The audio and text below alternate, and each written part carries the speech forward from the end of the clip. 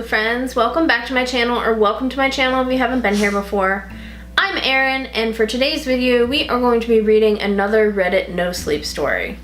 Now this story is called Baby New Year and it was written by the user Just One More, and I will of course have it all linked down below. Now, as I've said in my other videos where I read these Reddit no sleep stories, I kind of glance over them before I read them, but I don't actually read the whole thing, so you'll see my reactions to this story as we go through it in real time, because like I said, I glance over them, but I don't know what the full content of the story is. So like I said, this one is called Baby New Year, and I figured we'd do this one since the New Year was just not too long ago. Baby New Year must be fed, she said simply. I shook my head, clearly not understanding her. Before I began to speak, she clarified. You see, here we feed Baby New Year, as if somehow this made things make sense. I see, I said, clearly not seeing and half hoping my tone would convey that maybe I really didn't need this job after all. But I did. I very much did. The year had been a hard one. Allison had left in February. It wasn't a surprise. We had fought nearly the entirety of January and much of the December before. Then, with almost comedic timing, I lost my job on my birthday at the end of March. Well, that's a bit melodramatic, I suppose. The plant closed on my birthday, but we had known it was coming for some time. They claimed China was to blame and that there wasn't much in the way of competition we could offer.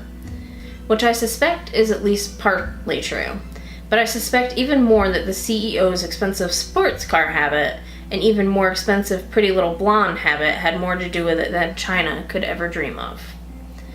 I had some money saved up. I wasn't stupid, but the funerals had cost more than I expected. Both of my parents in as many months. My father had fallen off a ladder trying to replace a light bulb on the porch. By the time Mom had found him, he was long dead at the bottom of the stairs. Mom just kind of gave up on life after that. She stopped eating and started drinking. She pulled out in front of a semi-truck one evening in early May. They never checked to see if she was drunk or not, but everyone knew she was. I suppose there wasn't much left of her to check. They left me the house and not much else. To be honest, there was nothing much else to give. They never quite had their heads above water, but they always seemed to make do. Summer was almost fine. There was a brief string of odd jobs and odder girls. The job kept me afloat while the girls almost certainly did not. The only one whose name I can even remember was Samantha. I'm almost positive that she stole my television. It wasn't even a particularly nice TV. I suppose she needed it more than I did, though. Fall I will not speak of, save for you saying that if you suspect a girl has stolen your television, you probably shouldn't let her move in with you. She did have the bluest eyes, though. You should have seen them. By the end of the fall, though, money, odd jobs, and coincidentally Samantha's interest in me had run dry. Winter had left me taking out payday loans on the car. No one would buy my parents' old place, not since the inspection had found all the mold and the termite damage. Things were getting grim. I had left resumes all over town and not so much as heard a call back. Until today. I thought it was odd that someone would do an interview on New Year's Eve, but a job's a job. And, what is it exactly that you feed Baby New Year? I asked the prim, wolfish brunette across from me, whose name I had already forgotten.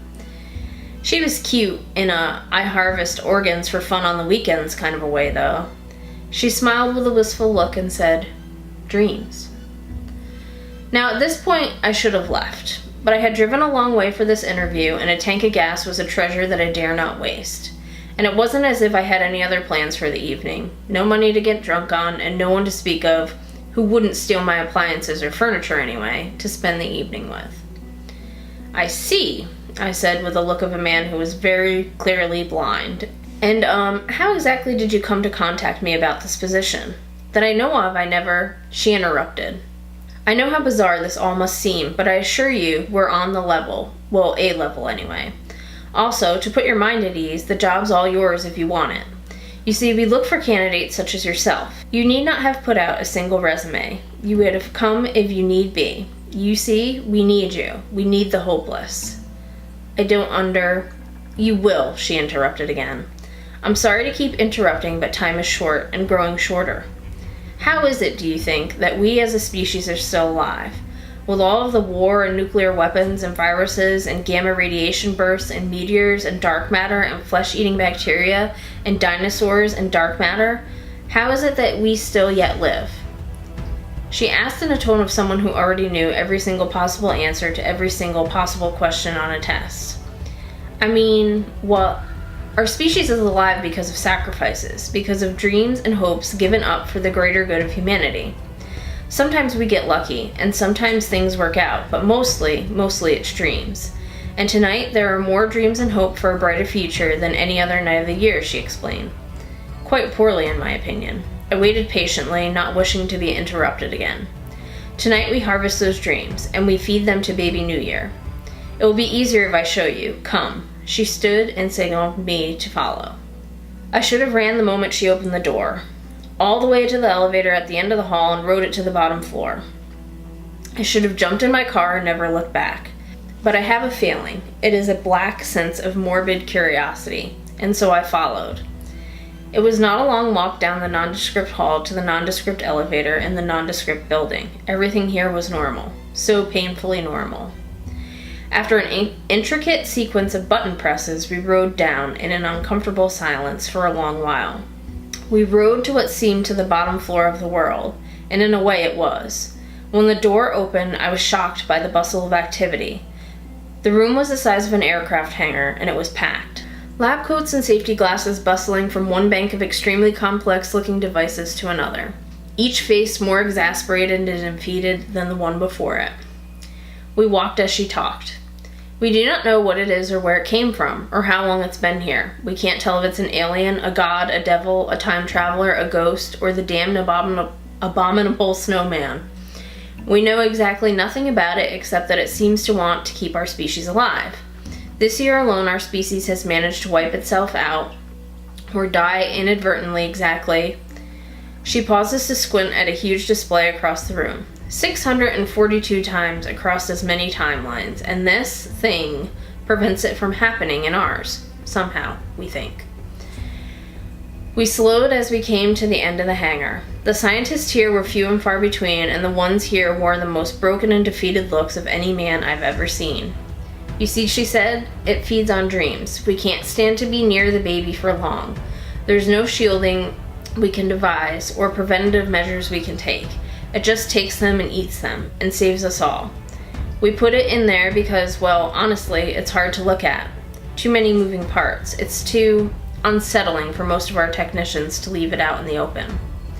She nodded at the center of the hangar where a large domed metal chamber with a singular door sat unassuming, waiting. I suppose it's time I explain what it is we need you to do. You see, this job is, well, it's a temporary position, a year to be exact. You will be well compensated for it.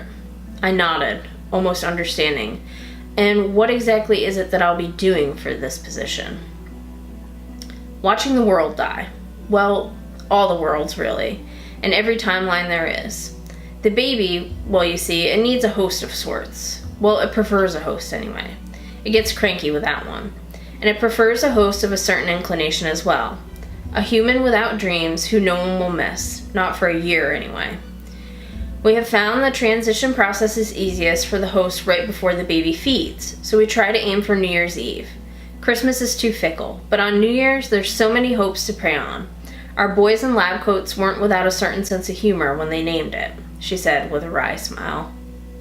Will it hurt? Will I die, I asked.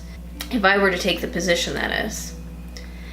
It will hurt worse than any pain you've ever felt. Your first breakup times 100 million. It will feel as if eternity is pouring into your mind and all the bad that ever was or ever will be is coming with it. But you will not die.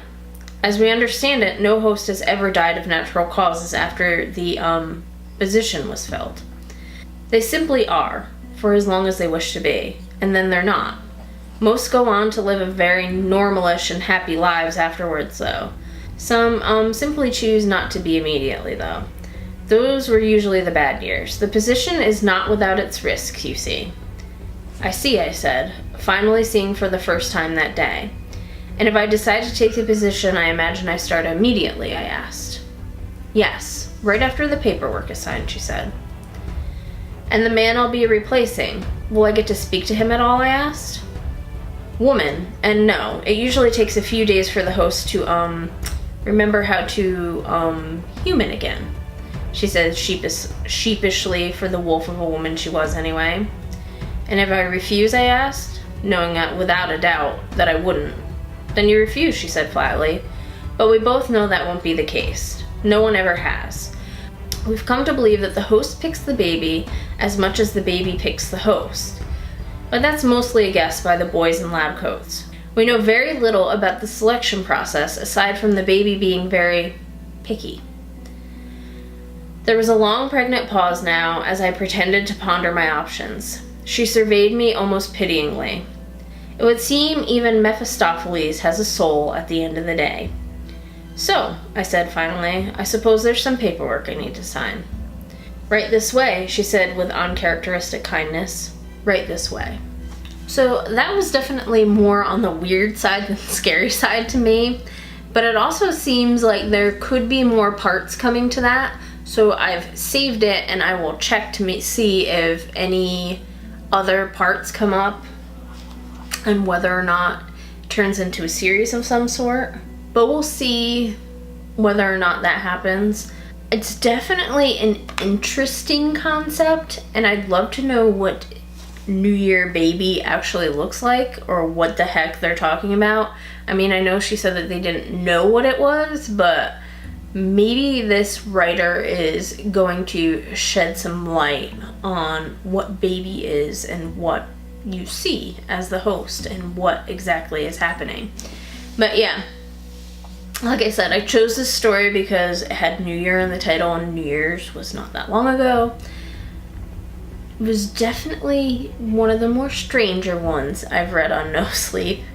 More strange than scary to me, but what do you guys think? But that's it for this video, guys. If you liked it, give me a big old thumbs up. If you want to see more videos like this one, make sure you hit that subscribe button down below, and I will catch you guys in the next one. Bye!